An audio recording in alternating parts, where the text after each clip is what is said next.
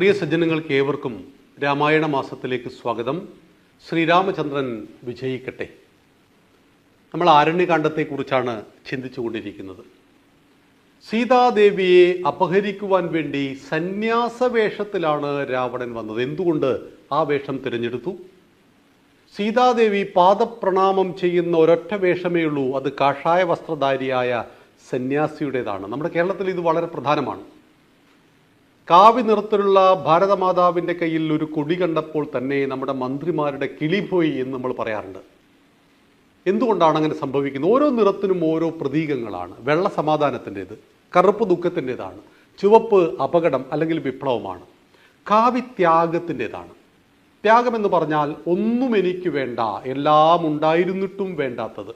Communism ലോകത്തെ രണ്ടായിട്ടാണ് തരംതിരിച്ചത്. ഒന്ന് ഉള്ളവനും ഇല്ലാത്തവനും. ഭാരതത്തിൽ ഉള്ളവനും ഇല്ലാത്തവനുണ്ട്, ഉണ്ടായിരുന്നിട്ട് വേണ്ടാത്തവനുണ്ടായിരുന്നു.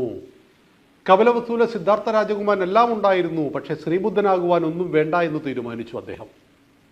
അപ്പോൾ ഉണ്ടായിരുന്നിട്ട് വേണ്ടാത്തവർ ധരിച്ച ആ വിശുദ്ധമായ വസ്ത്രത്തിൻ്റെ നിറമാണ് കാവി.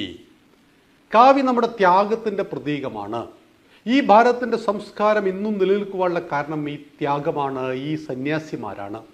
ഞാൻ നേരത്തെ സൂചിപ്പിച്ച ഗ്രീക്കും റോമും ഈജിപ്തും മെസപ്പൊട്ടോമിയയും ബാബിലോണിയങ്ങളെല്ലാം തന്നെ ഈ മതവെറിയുടെ ഈ പടയോട്ടത്തിൽ തകർന്നു പോയിട്ടും ഈ സംസ്കാരം എന്താണ് നിലനിൽക്കുന്നത്? ആർഷ ഋഷി പരമ്പരയാണ് അതിൻ്റെ കാരണം. 10,000-കണക്കിന് വർഷങ്ങളായി ഈ സംസ്കാരത്തെ സംരക്ഷിക്കുവാൻ വേണ്ടി നമ്മുടെ ഋഷി പരമ്പര അവതരിച്ചു കൊണ്ടേയിരിക്കുകയാണ്. അത് ശങ്കരൻ്റെയും വിവേകാനന്ദ സ്വാമികളുടെയും ഇന്ന് ചിദാനന്ദപുരി സ്വാമികളുടെ എല്ലാം രൂപത്തിലും ഭാവത്തിലും അത് പ്രവർത്തിച്ചു കൊണ്ടേയിരിക്കുകയാണ്. ആ കാഷായ വസ്ത്രം ധരിച്ച ഗുരു പരമ്പര എന്നും ഇവിടെ അവതരിച്ചിട്ടുണ്ട്. അതുകൊണ്ടാണ് സദാശിവ സമാരംഭാം ശങ്കരാചാര്യ മധ്യമാം അസ്മദാചാര്യ പര്യന്താം വന്ദേ ഗുരു പരമ്പര എന്ന് പറഞ്ഞുകൊണ്ട് ആ ഗുരു പരമ്പരയെ വന്ദിച്ചിട്ടാണ് നമ്മുടെ എല്ലാ കർമ്മങ്ങളും ആരംഭിക്കുന്നത്. ആ ഗുരു പരമ്പര കാഷായ വസ്ത്രത്തിൽ വന്നു. കാഷായ വസ്ത്രം ത്യാഗത്തിൻ്റെ നിറമാണ്. ആ വസ്ത്രം ധരിച്ചു വന്ന സന്യാസിയുടെ പാദങ്ങളിൽ നമസ്കരിക്കുവാൻ സീതാദേവി തയ്യാറായപ്പോഴാണ് രാവണൻ രൂപഭേദം വരുത്തി തൻ്റെ ഒറിജിനൽ വേഷത്തിൽ സീതയുടെ കൈകളിൽ പിടിച്ച് ഈ പറയുന്ന പുഷ്പക വിമാനത്തിലേക്ക് കയറ്റുന്നത്.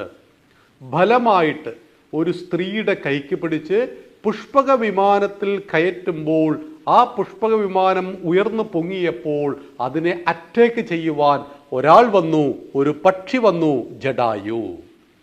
ജടായുവിൻ്റെ 2 ചിറകുകളും അരിഞ്ഞു കളഞ്ഞുകയാണ് രാവണൻ ചെയ്യുന്നത്. ജടായുവിനെ കൊന്നു. ജടായുവിനോട് എന്താണ് സീതാദേവിയോടുള്ള കമ്മിറ്റ്മെൻറ്റ്? ആലോചിച്ച് നോക്കൂ. ഒരു കവിതയിൽ ആരു ഞാനാകണമെന്നൊരു കവിതയുണ്ട്. ആ കവിതയിൽ കുഞ്ഞ് അമ്മയോട് ചോദിക്കുകയാണ്, അമ്മേ ഞാൻ വലുതായിട്ട് ഇപ്പോൾ ആരാകണം?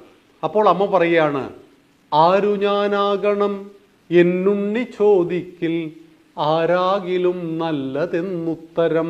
നീ ആരായാലും കുഴപ്പമില്ല, അത് നല്ലതായിരിക്കണം. ഉച്ചയ്ക്കു തീവയിൽ കൊള്ളുന്ന പൂവിനെ തൊട്ടു തലോടും തണുപ്പാവുക, ഇറ്റുവെള്ളത്തിനായി കേടുന്ന ജീവന്റെ നാക്കിലേക്കിറ്റുന്ന നീരാവുക, മഴയത്തു പുസ്തകം നനയാതെ കാക്കുവാൻ ഉഴലുന്ന കുഞ്ഞിന്നു കുടയാവുക, അന്തിക്കു കൂടണഞ്ഞിടുവാൻ മണ്ടുന്ന പെണ്ണിൻ്റെ കൂടെ പിറപ്പാവുക. എന്നിട്ട് അമ്മ പറയുകയാണ്, ആപത്തിലൊറ്റയ്ക്കു നിൽക്കുന്നൊരുത്തൻ്റെ കൂടെ കരുത്തിൻ്റെ കൂട്ടാവുക. ആപത്തിൽ പെട്ടുപോയ സീതാദേവിയെ കൂടെ കരുത്തിൻ്റെ കൂട്ടായിട്ട് ആ സാധു പക്ഷി ജടായു രക്ഷിക്കുവാൻ പരിശ്രമിച്ചു. പക്ഷേ ചന്ദ്രഹാസം കൊണ്ട് ചിറകുകൾ അരിഞ്ഞു കളഞ്ഞു. ആപത്തിൽപ്പെട്ടവരെ രക്ഷിക്കുവാൻ ഭാരതത്തിലെ ഒരു പക്ഷി പോലും തയ്യാറായിരുന്നു. അതുകൊണ്ടാണ് ഇവിടത്തേക്ക് വന്ന സകലരെയും സ്വീകരിച്ചു നമ്മൾ. ഇസ്രായേൽ അവരുടെ പരമോന്നത ബഹുമതി നമ്മുടെ പ്രധാനമന്ത്രി മോദിജിക്ക് നൽകിയപ്പോൾ അവർ പറഞ്ഞു, അങ്ങ് കിഴക്കൊരു നാടുണ്ട്, സമസ്ത ലോകത്തിനും വെളിച്ചം വിതറിയ ഭാരതമെന്ന നാട്. നമ്മുടെ പൂർവികന്മാരെ മുഴുവൻ പലരും കൊന്നൊടുക്കി തള്ളിയപ്പോൾ ജൂതന്റെ ശരീരത്തിൽ നിന്നും ഒരു തുള്ളി ചോര പൊടിയാതെ ജൂതനെ സംരക്ഷിച്ചൊരു നാടുണ്ട്. ആ നാടിൻ്റെ പേരാണ് ഭാരതം. ആ നാടിൻ്റെ പ്രധാനമന്ത്രി ഇവിടത്തേക്ക് വരികയാണ്. 2 ദിവസം ഇവിടെ ലീവാണ്. ഇസ്രായേൽ അവരുടെ പരമോന്നത ബഹുമതി കൊടുത്തു. നമ്മുടെ നാട്ടിലെ രാഷ്ട്രീയക്കാർ വികലമായൊരു കാഴ്ചപ്പാട് പറയാറുണ്ട്.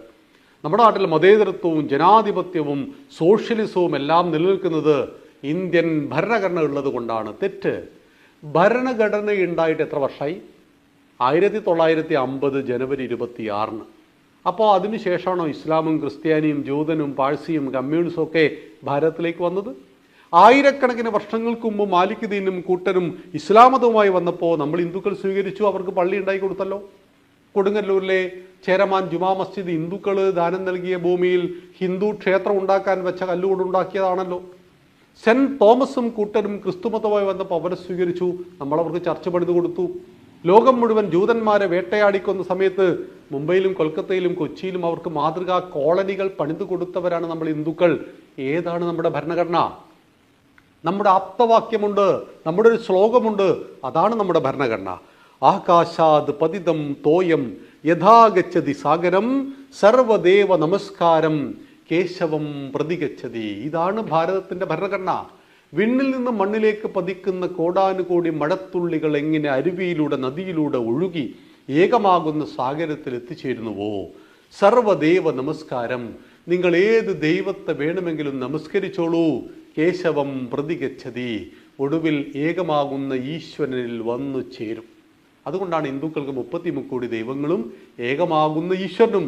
ഏകമേവം അദ്വിതീയം ബ്രഹ്മ. ബ്രഹ്മം അഥവാ ഈശ്വരൻ ഏകനാണ്, രണ്ടില്ലാത്ത ഒന്നാണ്. ആ ഈശ്വരനിലേക്കുള്ള വഴികളാണ് 33 കോടി ദൈവങ്ങളെന്ന് പറയുമ്പോൾ എല്ലാ മതങ്ങളെയും ഇസങ്ങളെയും ഇരുകൈകൾ നീട്ടി തന്നിലേക്ക് സ്വീകരിച്ച പാരമ്പര്യമാണ് നമ്മുടെ സംസ്കാരം. ആ സംസ്കാരത്തെ നമുക്ക് പ്രദാനം ചെയ്തത് നമ്മുടെ ഋഷി പരമ്പരയാണെന്നറിയണം. അതുകൊണ്ടാണ് ഒരായുഷ്കാലം മുഴുവൻ കമ്മ്യൂണിസത്തിന് വേണ്ടി പടപ്പാട്ടുകളും വിപ്ലവ കഥകളും കവിതകളും ബലികുടീരങ്ങളും എല്ലാം രചിച്ച വയലാർ മരണത്തിൻ്റെ ഏതാനും വർഷം മുമ്പ് ഈ സനാതന ധർമ്മത്തിൻ്റെ മഹത്വത്തെ തിരിച്ചറിഞ്ഞു. അദ്ദേഹം എഴുതിയൊരു കവിതയുണ്ട്. വാളല്ലൻ സമരായുധം ജനജനധ്വാനം മുഴക്കിയിടുവാൻ ആളല്ല, എൻ്റെ കരവാള് വിറ്റൊരു മണിപ്പൊൻ വീണ വാങ്ങിച്ചു ഞാൻ എൻ്റെ വാള് വിറ്റു, വിപ്ലവമൊക്കെ ഉപേക്ഷിച്ചു, ഞാൻ ഒരു മണിപ്പൊൻ വീണ വാങ്ങി. എന്നിട്ട് അദ്ദേഹം പറയുകയാണ്, ആരണ്യാന്തര ഗഹ്വരോദര തപസ്ഥാനങ്ങളിൽ സൈന്ധവോദാര ശ്യാമ മനോഭിരാമ പുളിനോപാന്ത പ്രദേശങ്ങളിൽ ആരന്തർമുഖം ഈ പ്രപഞ്ച പരിണാമോദ്ഭിന്ന സർഗക്രിയാസാരം തേടിയലഞ്ഞു പണ്ട് അവരിലെ ചൈതന്യം എൻ ദർശനം. ഈ പ്രപഞ്ചത്തിൻ്റെ നിഗൂഢതകളെ തേടി ആരണ്യകങ്ങളിൽ അലഞ്ഞ മഹർഷിമാരുടെ ചൈതന്യമാണ് എൻ്റെ ദർശനമെന്നും വാളല്ലൻ സമരായുധമെന്നും കവി പറഞ്ഞപ്പോൾ ഏതൊരു കാഷായ വസ്ത്രധാരിയായ ഋഷി പരമ്പരയുടെ ദർശനമാണ് എൻ്റെ ആശയമെന്ന് വയലാർ പ്രഖ്യാപിച്ച ആ കാഷായ വസ്ത്രധാരിയായ സന്യാസിയുടെ രൂപത്തിൽ വന്ന ഈ ഭീരുവായ രാവണൻ പരസ്ത്രീയെ, പരപുരുഷന്റെ ഭാര്യയെ സ്വന്തമാക്കുവാൻ വേണ്ടി അവളുടെ ഭർത്താവിനെ ചതിച്ചു.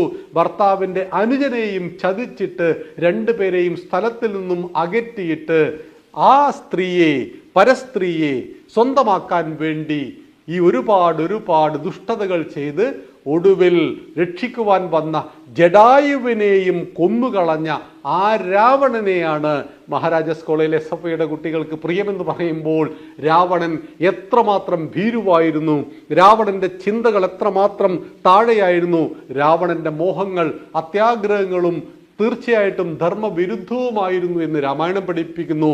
അങ്ങനെ ജഡായുവിനെ കൊന്നിട്ട് ഈ പുഷ്പക വിമാനത്തിൽ മുകളിലൂടെ പറന്നു പോകുമ്പോഴും സമചിത്തത കൈവെടിയാത്ത സീതാദേവി തൻ്റെ ചേലയിൽ നിന്ന്, സാരിയിൽ നിന്ന് ഒരു പീസ് വസ്ത്രം കീറിയെടുത്തിട്ട് അതിൽ തൻ്റെ ആഭരണങ്ങൾ പൊതിഞ്ഞ് പുഷ്പക വിമാനത്തിൽ നിന്നും താഴേക്ക് ഒരു പറ്റം വാനരന്മാരെ ലക്ഷ്യമാക്കി ഇട്ടുകൊടുക്കുകയാണ് ചെയ്യുന്നത്. അവിടെയാണ് ഒരു പ്രതിസന്ധി ഘട്ടത്തിലും സമചിത്തത കൈവെടിയരുത് എന്ന് നമ്മെ പഠിപ്പിക്കുന്നു. നന്ദി, നമസ്കാരം. ശ്രീരാമചന്ദ്രൻ വിജയിക്കട്ടെ.